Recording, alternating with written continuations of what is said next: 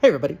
I don't know about y'all, but I certainly spent much of this week kind of spiraling into a pit of despair about Trump and the whole situation and the reality that we're all in. I let the floodgates crack open just a little bit and got overwhelmed with the situation for all of us, for me in particular.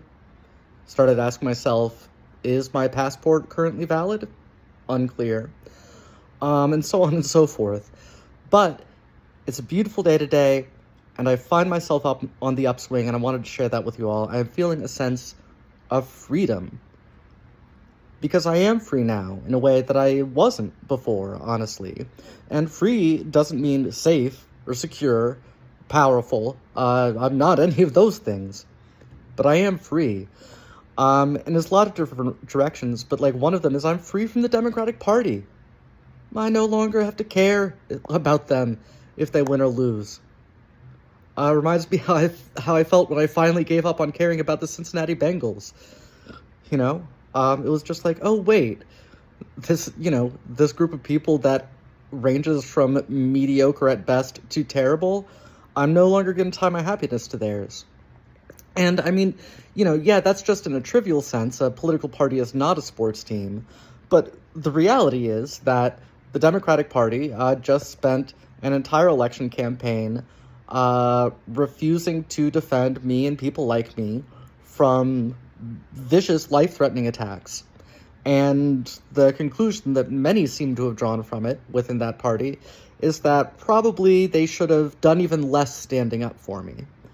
And so if that's how it's going to be, that's how it's going to be, And I never used to be this kind of person. I've always been of the opinion that, like, hey, as a liberal, in a democratic society, like, I'm always going to have to be picking between the lesser of two evils and supporting the Democratic Party on that basis. But, like, now I'm just I'm out on them altogether.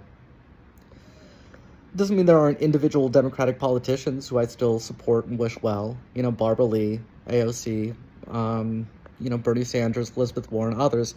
But the party as a whole is dead to me, really. And, this has happened before in American history. I think the Democratic Party now is pretty much where the Whig Party was back in, like, the 1840s, where it could not stand on principle when it came to slavery.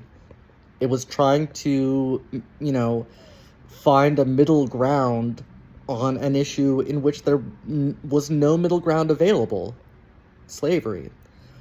And what happened was they completely collapsed. And a new party, the Republican Party, came along based on being very clear about the fact that they were against slavery. And they brought Abraham Lincoln into power, the best president we've ever had. And the Whig Party, was never heard from again, mourned by no one. And that's where I feel like the Democrats are at now.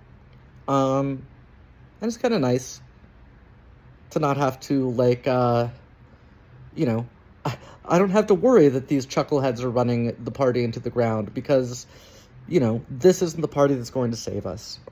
It may be, it may be in some form, it may be a party that inherits this Democratic Party's name under new leadership, or it may be something entirely new. But the people that are going to lead us out of this pit are not the people who run the Democratic Party right now.